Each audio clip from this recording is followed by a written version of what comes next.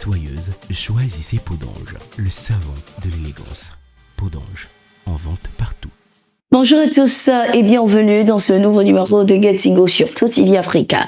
Le journal Le Monde vient de rejoindre le lot des médias occidentaux suspendus au Burkina Faso. Les autorités burkinabées ont ordonné la suspension du journal français de tous les supports de diffusion dès ce 2 décembre 2023. Il est reproché aux médias d'avoir traité de manière tendancieuse un article sur l'attaque terroriste qui a visé la ville de Djibo dans le nord du pays il y a quelques jours. Le gouvernement de transition est outré par la publication ce vendredi 1er décembre 2023 d'un article tendancieux sur le site du journal Le Monde intitulé « Au Burkina Faso, la propagande fait rage après l'attaque djihadiste sur Djibo ». Dans un exercice d'équilibrisme intellectuel, le journal tente de renvoyer dos à dos l'État burkinabé et les ordres terroristes qui ont attaqué Djibo le 26 novembre dernier, mais cache mal son penchant pour ces hommes sans foi ni loi qui violent, pillent et tuent d'innocentes populations en légitimant le discours et la propagande terroriste. Le peuple burkinabé est à une étape charnière de sa lutte pour son indépendance et sa souveraineté. Le gouvernement comprend la fébrilité des officines occultes de soutien à tous ces pseudo-djihadistes qui, faute de succès militaire, tentent par les mots de transformer des défaites cuisantes en victoires. Pouvait-on lire dans le communiqué du porte-parole du gouvernement burkinabé Jean-Emmanuel Ouédraogo. Les autorités ont également appelé par la même occasion les populations à rester sereines et à ne pas se laisser divertir par des esprits perfides enveloppés sous le manteau de la presse. Le Burkina Faso, depuis l'arrivée au pouvoir du capitaine Ibrahim Traoré, est déterminé à lutter pour sa souveraineté et ses intérêts. Ce 4 décembre 2023 à Niamey, un document d'entente a été signé entre le Niger et la Russie pour le renforcement des coopérations précisément dans le domaine de la défense. Cette signature intervient dans le cadre de la visite de travail au Niger d'une délégation russe avec à sa tête le vice-ministre de la Défense, le colonel général Elkourov Lounous-Bek.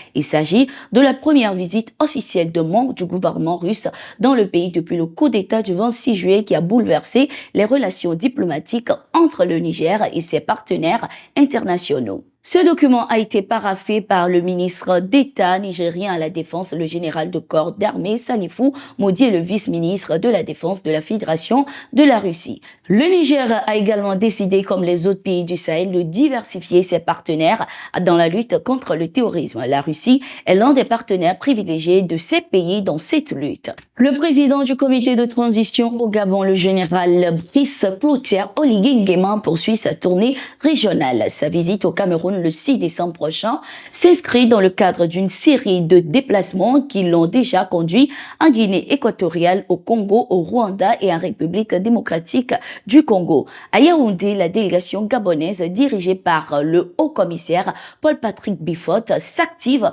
pour préparer l'accueil du président de transition. Les compatriotes gabonais sont mobilisés pour réserver un accueil chaleureux avec un service de ramassage prévu tôt le matin du 6 décembre pour les conduire à la chancellerie. Le programme de la visite prévoit plusieurs rencontres importantes, dont une avec le président camerounais Paul Biya au palais présidentiel après plusieurs tentatives infructueuses. Une autre rencontre est prévue avec la communauté gabonaise au Cameroun à l'hôtel Hilton de Yaoundé. Cette visite revêt d'une importance particulière dans le contexte du retour à l'ordre constitutionnel au Gabon avec l'organisation prochaine d'élections libres par le comité de transition. Elle est également perçue comme une opportunité de revitaliser et renforcer les relations bilatérales entre le Cameroun et le Gabon. La délégation gabonaise espère ainsi insuffler un nouvel élan aux liens diplomatiques entre les deux pays. La nouvelle ambassadrice des États-Unis, Kathleen Fitzgibbon, a présenté samedi 2 décembre la copie figurée de ses lettres de créance à Bakary Yao Sangaré, ministre des Affaires étrangères et de la coopération, en prélude à la présentation officielle au président du CNSP et chef de l'État, le général Abdourahmane Tiani. Les États-Unis sont solidaires et engagés auprès du peuple nigérien dans ses aspirations à la démocratie, à la prospérité et à la stabilité. Depuis le coup d'État, nous soutenons l'action de la communauté économique des États de l'Afrique de l'Ouest, CEDEAO, qui cherche à travailler avec le Niger en vue de parvenir au rétablissement d'un régime démocratique, avait indiqué dans la déclaration du 10 octobre Matthew Miller, porte-parole du département des États-Unis. Selon une annonce de la Direction de l'information et des relations publiques des armées DIRPA ce 3 décembre, les forces armées ont repoussé successivement des attaques terroristes contre 4 postes dans la localité de Labezanga, Gossi, Tessalit, région de Kidal et à Menaka. Les opérations ont permis de neutraliser plusieurs dizaines de terroristes, d'interpeller une vingtaine et de récupérer du matériel de guerre.